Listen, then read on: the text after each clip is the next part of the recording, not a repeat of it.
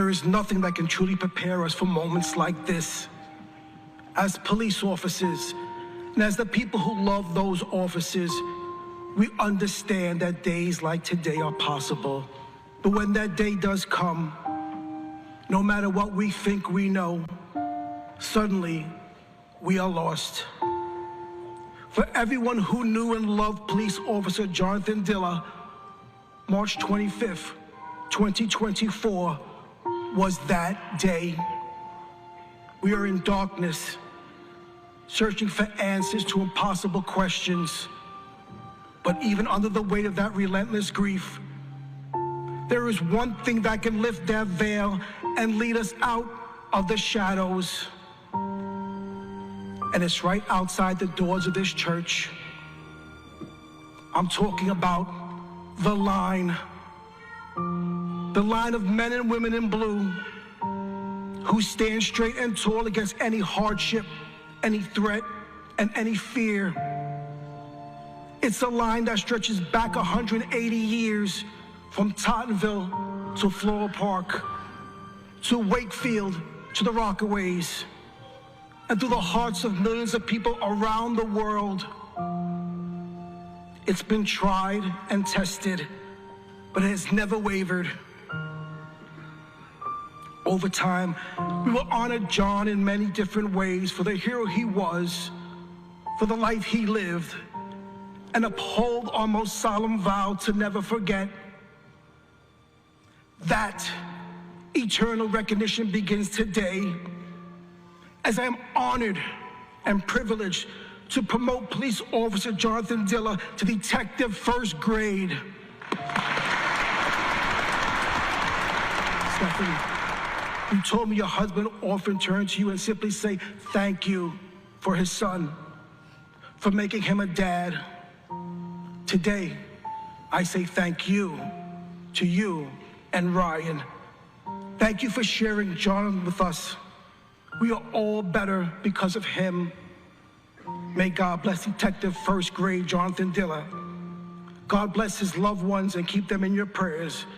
And as always, God bless the New York City Police Department. We are the line, and we stand with you forever.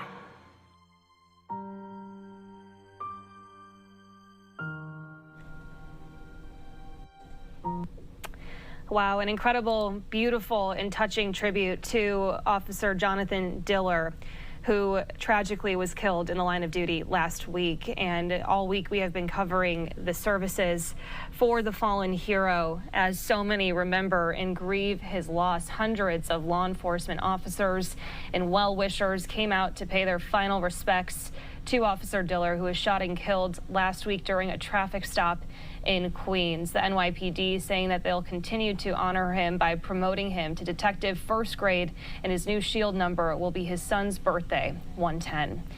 We also heard from the wife of Jonathan Diller, who talked about the hero that he was, saying, "My husband died a hero, but he always lived as one."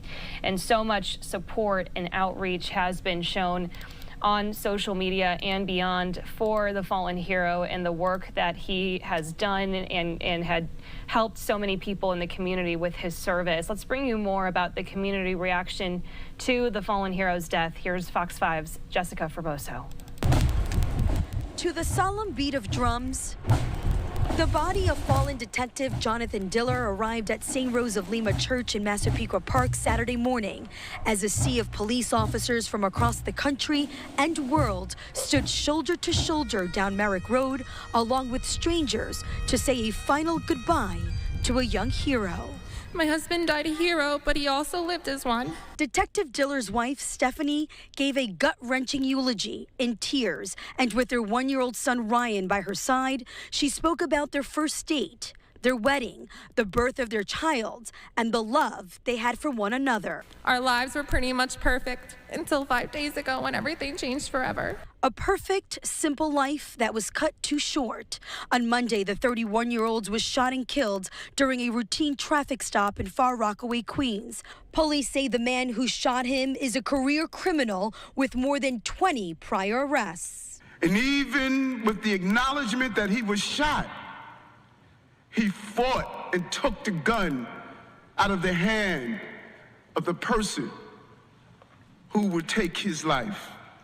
With a broken heart, Stephanie called her husband's death senseless and devastating, saying it should have never happened, demanding change and calling on lawmakers to start backing the blue. Now my son will grow up without his father. I will grow old without my husband, and his parents have to say goodbye to their child. How many more police officers and how many more families need to make the ultimate sacrifice before we start protecting them? During the funeral service, NYPD Commissioner Edward Caban posthumously promoted Diller to detective first grade. His new Shields number, 110, his son's birthday. We know that his death will never be his legacy, his grit, his devotion, his love. The best of him that carries on through all of us, that is his legacy. A hero who made the ultimate sacrifice. When the doors to heaven open for me one day, I hope to see Jonathan standing there looking at me just like he did on our wedding day. In Massapequa Park, I'm Jessica Formoso, Fox 5 News. So tragic and heartbreaking on every level. He was just 31 years old. You heard from his wife there in that speech just how devastating this is to be a husband and a father to a one-year-old child. So many people grieving the hero's loss. And we're also seeing other reports about this of the services this weekend. The New York Post here touching on one of those reports that the governor, Kathy Hochul, defends going to the NYPD detective Jonathan Diller's wake after being told his blood is on your hands. And there were several of these videos and photos that circulated on social media with reports that she was asked to leave, a lot of it having to do with her policies such as bail reform, much of which has been blamed for Diller's tragic death. So many emotions going through this right here. We did, however, as you saw in that report, hear from the New York City Mayor, Eric Adams, who spoke at his funeral yesterday. We also heard from his wife. Let's just play out some of the service for you next. That how close to home this was. Jennifer, who has been with my detail for some time, from the day I was elected, it was just natural friendship that we've developed. And my team told me it was her cousin. And as I walked into the room and saw Stephanie and the family, it was just so overwhelming. And I know I had to stay there for a while, but I just couldn't. I needed to find a space inside the hospital that I could just sit down and reflect for a moment. We often look at this role and you see the professional part of it being a mayor, but there's a humanistic part of it. There's a part that when you have to go tell a wife with a newborn child, when you try to explain to doctors massaging the heart to get the heartbeat back, when you're trying to just make sensibility of losing a young man at this level. This morning when I got up and did my prayers, I got on my knees, I asked for some way of articulating to Stephanie how much this city loved your husband. And words is just not possible. There's not much I can say to take away this loss and what it means to all of us. And just the similarities as I reflected on the sacrifice that Jesus made, what it means to give your life to your family. I thought about John 15 and 13. Greater love have no one than this, that a man lay down his life for his friends. But also thought about Jessica, Kevin, Jonathan, Jennifer, members of the law enforcement community. Those 4 members of this family that decided to adorn the uniform to protect the people of this city. And then I drawn on my personal life, Bernard, David, Corey, Jean, my family members who also joined the law enforcement community. But I couldn't help to think about what it meant to Jennifer and Jason. Jason to lose a younger brother. Bernard means everything to me. I think about him all the time. And every day that he wore that uniform and he was a sergeant, I wanted him to come home safely. And what big sisters do. My sister taught me everything I knew. She was the big sister for us. Even when Mommy had to go to work, Sandra would take the 5 of us and taught us the basic things that we needed. And when I think about Fran and what it was like for Mary to be at the cross and watch her son sacrifice, it's such a biblical moment, it's such a Calvary moment of the commitment that a mother gives. And Stephen, watching his son, nothing is more unnatural than a parent burying their child. Such a battle, such a painful moment, and we have to dig deep to find purpose through this pain. So today we mourn the tragic death of one of our own, Police Officer Jonathan Diller, the husband to Stephanie, the father to young Ryan, hero to all New Yorkers and all Americans. The outpouring of grief for this young man is real and it is raw. When you see the photos of him with his wife and young son, our hearts break. And I hear over and over in my ears, I've been shot, I've been shot, I've been shot. And even with the acknowledgement that he was shot, he fought and took the gun out of the hand of the person who would take his life. He ran towards danger, taking risks, making arrests, and undoubtedly saving lives. Him and that team of young men who are part of the CRT team, they went out every night to assist in removing thousands of guns off our streets. In just 3 years on the force, he was decorated 3 times for excellent police duty. And despite all of those interactions with bad people doing bad things to good people, he adorned that uniform to go out and continue to fight on behalf of the people of this city. So today we mourn his life. We reflect on his bravery. We remember his sacrifice. And above all, we stand together united as one. Those of us who have put on the uniform now and know it could be one of us at any time. We are bound by the oath in our honor to stand together and salute his service as we commend his spirit. The powerful feeling will carry us forward.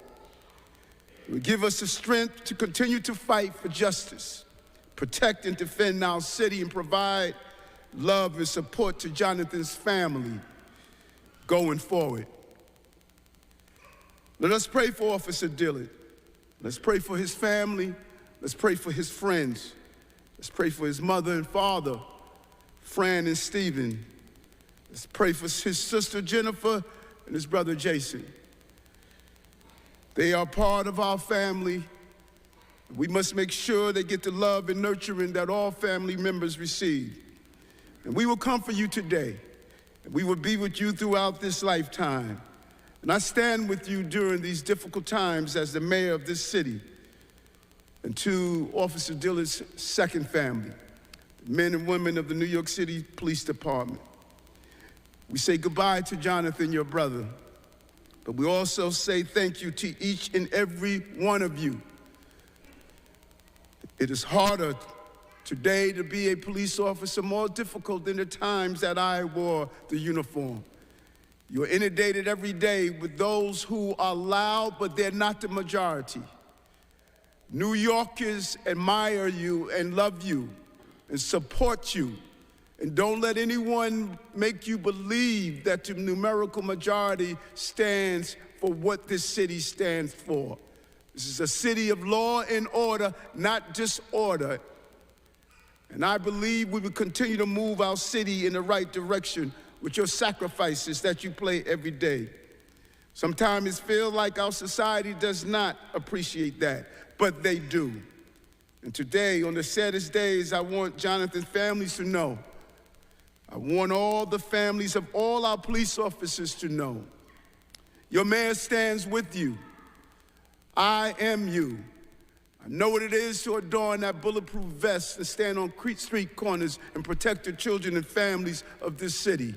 And we will continue to do so even in the midst of this pain.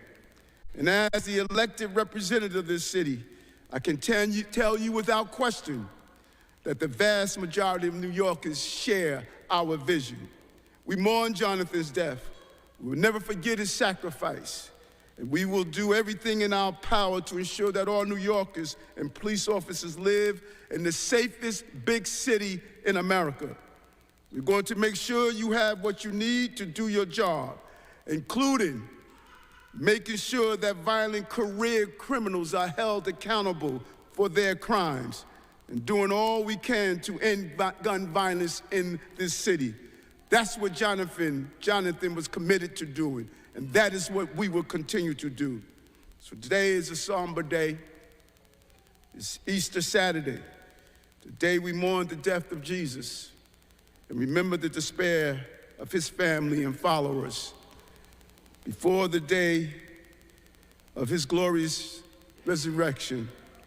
Scripture continues to tell us, let's lean into the commitment and the dedication of our faith. My heart goes out to you, the members of the law enforcement community in general, but specifically to the family. I feel your pain. I wish my words in some way bring some level of comfort. And when I left that hospital, I sat in that Jeep and just thought about this young man taken from us in a senseless act of violence. I thought about all of those moments of going into hospital rooms, seeing family members and loved ones who lost their loved ones to violence. Yesterday, when I got rebaptized, I wanted to recommit myself not only to my faith, but to the city of this great city of New York. And I ask you to please join us as we turn this painful moment into a purposeful moment and continue to pray and lift each other up during this time. May God bless you. May God bless our city. May God bless our country. May God bless the men and women of the New York City Police Department. Thank you.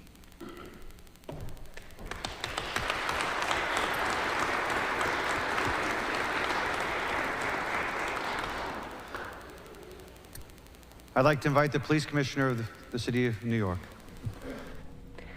All right, New York City Mayor Eric Adams speaking here. We're going to go out to a quick commercial break. When we come back, we'll take you out to more of the police commissioner's comments next.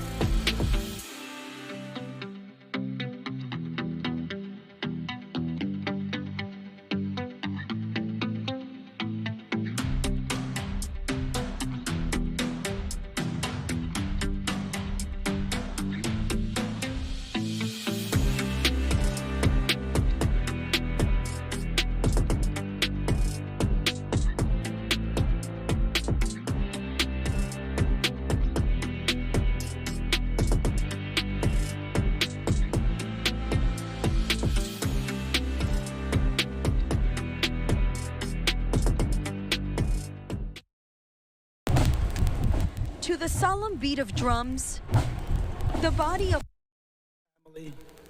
thank you for your warmth and for welcoming us into your community. Mayor Adams, thank you for being here. To Fran and Stephen, Jennifer and Jason, Stephanie and little Ryan, to extended family and friends, to police officers across our city, around our country, and every person mourning with us today. On behalf of the entire New York City Police Department, I extend to you our deepest and most sincere condolences. There is nothing that can truly prepare us for moments like this. As police officers, and as the people who love those officers, we understand that days like today are possible. We live that reality, knowing everything is always at stake. But when that day does come, no matter what we think we know, suddenly we are lost. For everyone who knew and loved Police Officer Jonathan Diller, March 25th, 2024 was that day. And now we are here, burying another of our city's heroes. Here again, far too many times. We are in darkness, searching for answers to impossible questions. And the actual pain we feel is so much worse than anything we could have imagined. But even under the weight of that relentless grief, there is one thing that can lift that veil and lead us out of the shadows. And it's right outside the doors of this church. I'm talking about the line of men and women in blue who stand straight and tall against any hardship, any threat, and any fear. It's a line that stretches back 180 years from Tottenville to Floral Park, to Wakefield, to the Rockaways, and through the hearts of millions of people around the world. It's been tried and tested, but it has never wavered. It stands behind us when we need courage. It stands beside us when we need support. And it stands in front of us when we need protection. And through all things, the line runs unbroken. And today, it stands here for all of us and upholds the legacy of our fallen hero. His given name was Jonathan. His immediate family called him that. But much to his mother's dismay, many called him John. But no matter the name, he was always the same guy, a caring person who loved the people in his life with everything he had. In the years following John's graduation from the Maritime Academy, Stephanie became the center of that love. In his eyes, she could do no wrong, and she felt the same way, except for maybe the mustache. While deployed at sea during school, John grew it out, way out, and she hated it. The whole family did. But thankfully, his signature beard grew back. But these two were soulmates, drawn to each other for so many wonderful reasons. Both families were deeply rooted in service. John's grandfather was a fireman. His two cousins, Jessica and Kevin, are both members of the NYPD. Stephanie's brother, Jonathan, along with her cousin, Jennifer, are also on the job. And Stephanie herself serves on the front line as a nurse. For all these amazing people, service is the family business. And also, when word came that Jonathan would join the NYPD, it wasn't entirely a surprise. For those who knew him best, however, it was slightly ironic. The jokester who was never much for the rules would now be the one who defended them. And how fortunate for the NYPD he did. John was 28 when he entered the academy, so he had done some living by that point. And he brought both his life experience and his big personality to his 50,000 new brothers and sisters. When you talk to the cops who work with John, they'll tell you there was a time in their career before they worked with him, and then there was everything that came after. He was special. He left a lasting impression. And after you met him, everything was different. Everything was better. As part of the community response team, we sent John out to restore order, to fight against lawlessness. We told him to go out there and make this city a better place to live, to work, and to raise a family. And that's exactly what he did. In just 3 years, he made dozens upon dozens of arrests, the majority being felonies. When he had a good arrest, he would text Stephanie, often with a bunch of smiling emojis. He loved this work, and he was darn good at it.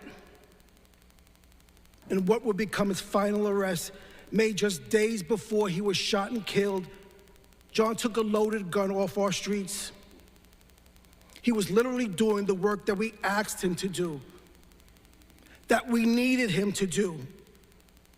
And he was making a real difference. He went toward the danger. He put himself in harm's way, and he did it so that other New Yorkers wouldn't have to. He did it because he was a New York City police officer. And even though he was only with us for a short time, he quickly became one of our best. Not just a great cop, but also a bright light to so many. But in an instant, in a sudden and senseless act of violence, he was gone. Murdered by a career criminal with absolutely no regard for human life, who carried an illegal gun and thought nothing of pulling the trigger. Murdered while protecting the people of our city. And even after he was mortally wounded, John kept fighting. He wrestled the gun out of the shooter's hand, saving lives until the very end. And now, as we reflect on John's remarkable life and pay tribute to his sacrifice, here stands the line. But they don't stand alone. The eyes of the world are once again on the New York City Police Department. Is another reminder that we are all connected, and we are all here for Jonathan. So in this awful moment, as we struggle to make sense of our sorrow, our memories of John give us strength, because we know that his death will never be his legacy. His grit, his devotion, his love, the best of him that carries on through all of us, that is his legacy. Over time, we will honor John in many different ways for the hero he was, for the life he lived, and uphold our most solemn vow to never forget.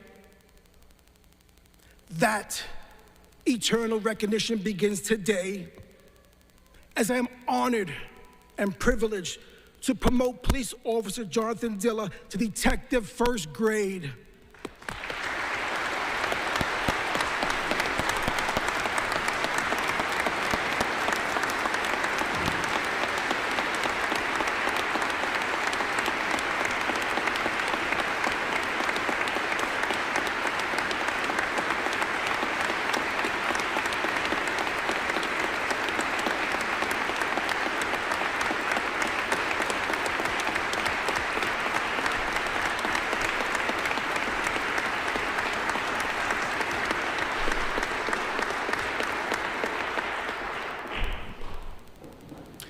His new shield number is 110.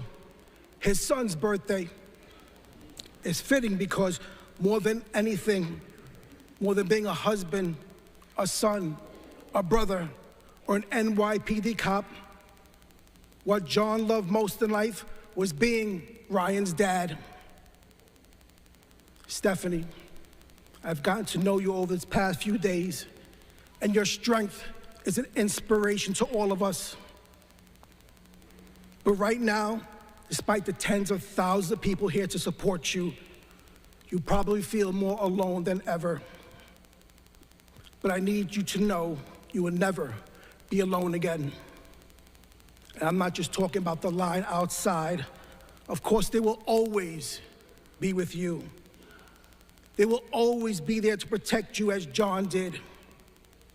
But John will be there too. I promise you, he won't miss a moment. On Ryan's first day of school, John will be there. When he picks up a lacrosse stick or goes to an Islanders game, John will be there. When he brings home his first report card and it says Ryan is just like his dad, John will be there. And as Ryan becomes his own man, showing the world what a remarkable person he is, John will be there. And in your quiet moments, when you are left with thoughts about everything that could have been, remember, John was there always. Stephanie, you told me your husband often turned to you and simply say thank you for his son, for making him a dad. Today, I say thank you to you and Ryan. Thank you for sharing John with us. We are all better because of him. May God bless Detective First Grade Jonathan Diller. God bless his loved ones and keep them in your prayers. And as always, God bless the New York City Police Department. We are the line, and we stand with you forever. Thank you.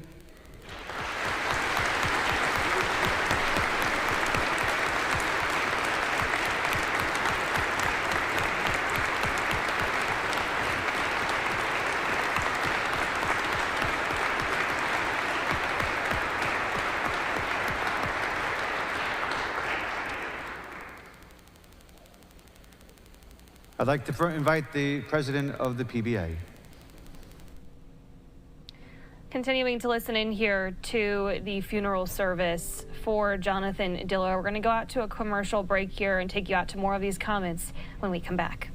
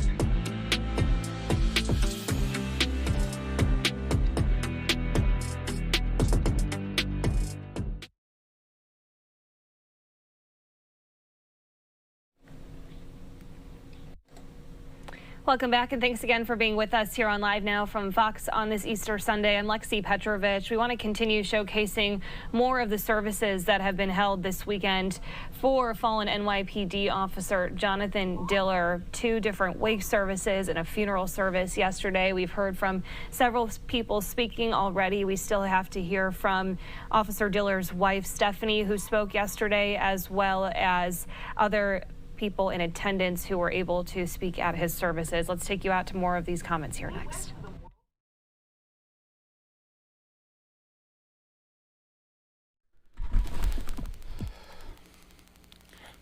My heart goes out to this family. And I know this last 6 days has been a living nightmare for every single one of you. And I spent this week wishing there was something more that I could do. And I know every police officer in this church and lining outside this church feels the same way. When we heard the news that our hero brother was shot, every single New York City police officer was praying that he was going to make it.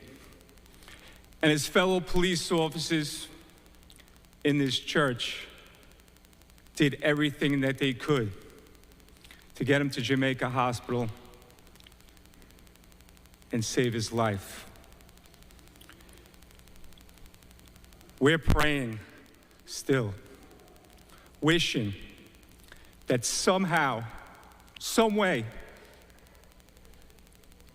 we can bring Jonathan back home. And we feel that way because we're New York City police officers, saving people's lives, helping people. It's in our DNA. It's what we do. It's what Jonathan did too. There are many paths in life that we can go in, and we know Jonathan graduated from Maritime College. He went into the maritime industry. But he knew that the path that he was going to take one day was to raise his right hand and take the oath and become a New York City police officer. His goal was to rise to the top of this department. And he was on his way to doing that, no doubt about it. And he went out every day to protect the people of Queens and New York City. And on Monday, he put his life on the line and did what cops do. He confronted 2 dangerous, evil individuals. And it cost him his life. It cost this city its bravest protector. It cost his family everything. As police officers, we know we don't do this job alone. Our family is always there with us. The good times, the bad times, the ups, the downs, they're always there to support us. As police officers, we know we have a difficult job. But there's nothing harder than losing one of our own and seeing a family devastated this past week.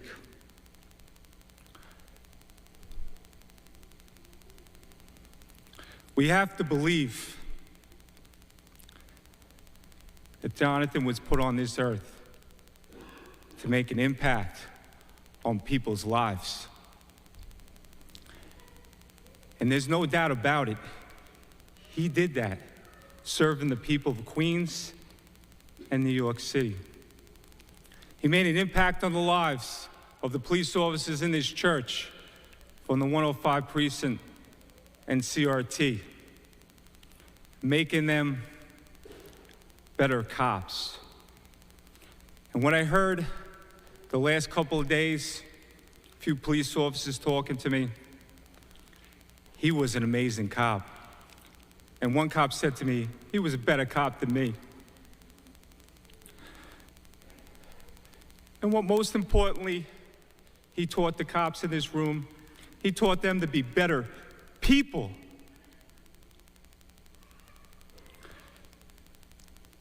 And I say to my fellow police officers, wishing that we could do more for this family. Yes, we could do more. Yes, we have to do more. We have to be there for this family every step of the way Jonathan did. We have to stand together for justice for our hero brother. We must honor him every single day the way he would want, do the job the way Jonathan did.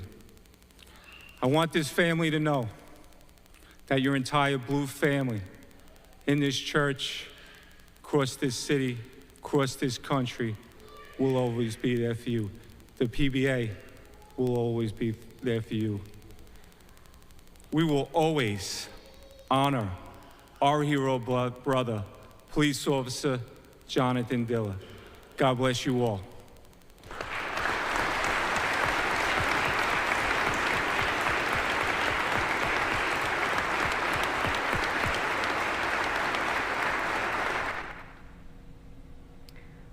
All right, and here you can see the Police Benevolent Association president hugging Officer Diller's wife, Stephanie. She is set to speak here next. We're going to slide away for a quick break. When we come back, we'll bring you her comments.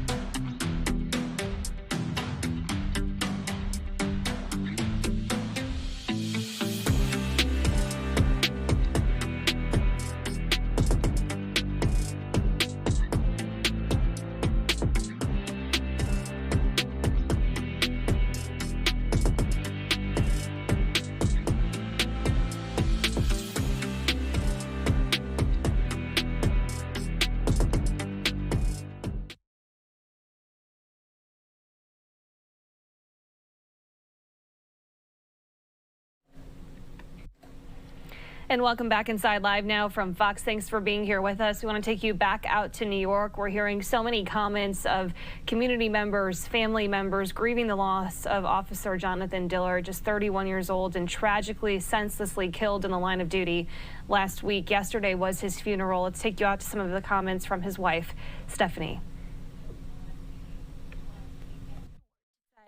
On behalf of the entire Diller family, thank you all for the support this week. The outpouring of love our family has received has been overwhelming, and we're forever thankful to everyone. With every hug that I've received, I just picture each one is from Jonathan. I wish Jonathan were here to see the incredible kindness and generosity that has been shown to our family, but I know in his own way he is here watching over us. I am so proud that thousands of people across the country are calling Jonathan a hero, but the truth is he has always been a hero to Ryan and me. The rest of the world is just catching up. While he was beyond proud to be a member of the NYPD, his career was only one of his many roles. I want to also honor Jonathan for who he was out of the uniform. I am not sure where to start, and I could probably talk about Jonathan for hours, so I'll start from the beginning. Jonathan was born and raised on Long Island, the son of Fran and Stephen Diller, and brother to Jennifer and Jason. He was the youngest of the three, which obviously means he was the mischievous one. But he also had the sweetest heart and the guiltiest conscience, so he would always smooth things over by making his mom handwritten apology letters. He grew up taking memorable ski trips with his family, playing lacrosse and hockey, and forming friendships that would last a lifetime. He was a connector, the kind of guy that would draw people in and could find something in common with everyone, a friend to everyone. Following graduating from St. Mary's High School, he attended SUNY Maritime, where he lived with his cousin Robert. He loved telling stories of traveling all over the world in the ship, seeing beautiful places, and making amazing memories. After graduation, Jonathan and I started dating after getting set up by our mutual friend, Evan. I remember on one of our very first dates, we went to see a movie. He was so tired from work that he fell asleep in the movie theater. He started snoring so loudly that the people around us asked me to wake him up. But of course, if you ever asked him the story, I'm the one who fell asleep, started snoring, and embarrassed him. It didn't take long for me to realize how special he was. He loved to make everyone laugh, and he had the most infectious personality. When you talked to him, he really listened, and he made me feel like I was the only person in the room. Early on in our relationship, Jonathan's job required him to be away for a month at a time. He was really proud of his work driving ships, and he made sure to send emails letting me know that he was always thinking of me. We must have exchanged over 100 emails through the years that I will forever cherish. I would excitedly wake up to emails from him with hilarious subject lines such as, "Jonathan Diller is a stud," and sweet messages like, "I'm gonna spoil the heck out of you when I get home, and I'll be home before you know it. You're gonna blink, and I'll be in front of you giving you a big kiss."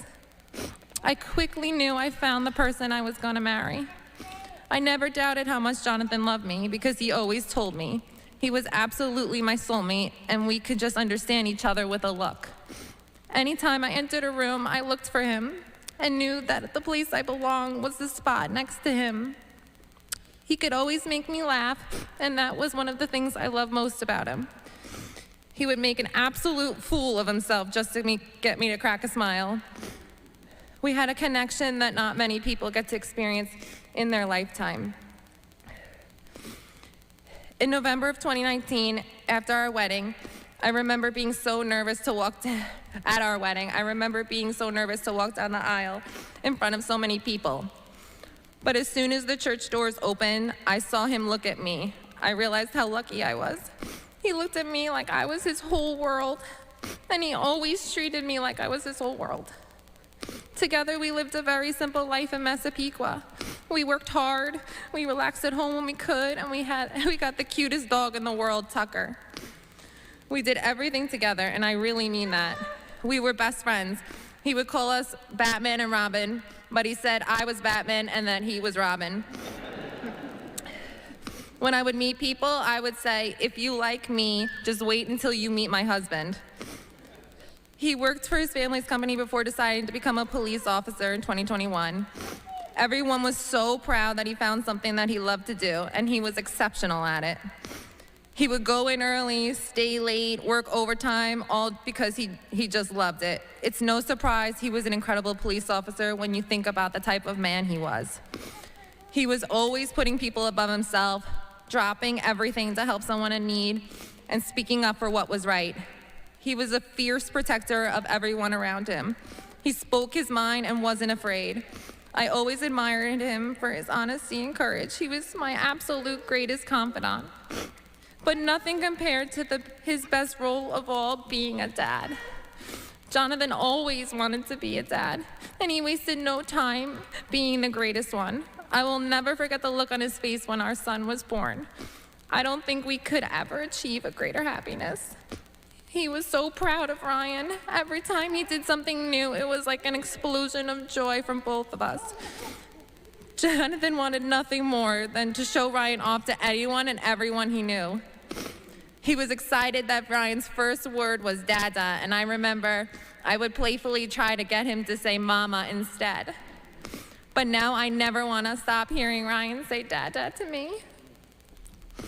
I couldn't have asked for a better partner to have a child with than Jonathan. We were a team. He would always kiss and hug me in front of Ryan and said that he wanted Ryan to see his dad loves his mommy so much. And then we would pick him up between the two of us and smush his cheeks with kisses together. When you fall in love with someone, you think you can't possibly love them any more than you do right now. But then you get married and you think, okay, now there's no way I can love them anymore. And then you have a child with them, and guess what? You love them even more. Jonathan taught me that true love has no limit. Our lives were pretty much perfect until 5 days ago when everything changed forever. He was called into duty, and in typical Jonathan fashion, he didn't run away. He did what was right, and he did what he loved. He wasn't the type to sugarcoat anything, so I won't sugarcoat this. This is devastating. It's a devastating, senseless, and tragic loss for so many. Our family, our friends, and the entire city of New York. It's a shame that someone who brought so much positivity to the world was given such a negative ending. There was so much he was looking forward to, like watching his siblings build a life with their spouses, seeing his friends become fathers, and watching his son grow. It breaks my heart that Ryan was robbed of getting to grow up with his dad. Jonathan had so many things he wanted to teach him, like how to play ice hockey, how to drive a car, ride a bike, to watch Ryan go to his first day of school and watch him graduate on his last. I am eternally grateful that Jonathan made me Ryan's mother. If I am missing him, I can look to Ryan to feel close to him, because his son is just like him, always making people smile. And I promise to raise him to be even more like his dad. It's hard to imagine how long I have to wait to see Jonathan again. When the doors to heaven open for me one day, I hope to see Jonathan standing there looking at me just like he did on our wedding day. My husband died a hero, but he also lived as one. Our world will never be the same, but I know I speak for everyone when I say I could not be more proud of him. It's been 2 years and 2 months since Detective Rivera and Detective Mora made the ultimate sacrifice, just like my husband, Jonathan Diller. Dominique Rivera stood in front of all the elected officials present today pleading for change. That change never came, and now my son will grow up without his father, I will grow old without my husband, and his parents have to say goodbye to their child. How many more police officers and how many more families need to make the ultimate sacrifice before we start protecting them? I don't wish this kind of pain on anyone. Jonathan lived his life doing good for people, and it's now time for people to do good for all the officers he represents. Which reminds me, to all his friends in the 105, CRT, and the boys, he wanted me to say, I love you. Jonathan, Ryan and I don't know how we're going to live without you, but I am so amazingly grateful for every single moment we had with you. Rest in peace, Jonathan, the man who captured my heart and now all of New York's.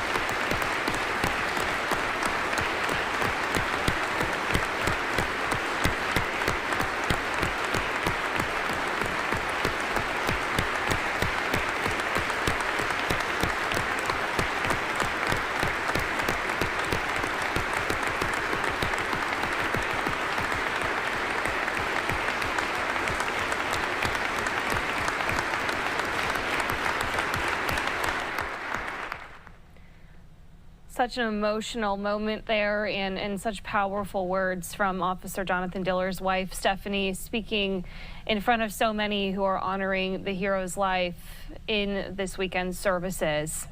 Now, Diller served with the NYPD for 3 years, as you heard there. Also, that he had made 70 arrests during his short career. A GoFundMe organized to support Diller's family has raised over $670,000 as of Friday.